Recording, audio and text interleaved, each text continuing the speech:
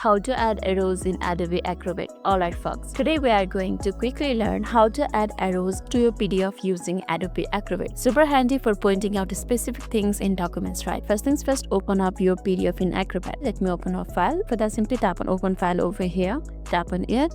Now choose the PDF that you want to open. Let it be this one. So this is my PDF. Once I've opened your PDF, tap on find text or tool, which is over here. Now on the tools section, search for arrow. That open arrow over here. Now you can easily add arrow to your PDF. So this is the arrow. Let's say I want this arrow to point out to the TU. For that, simply stretch it out like this. Then tap on enter.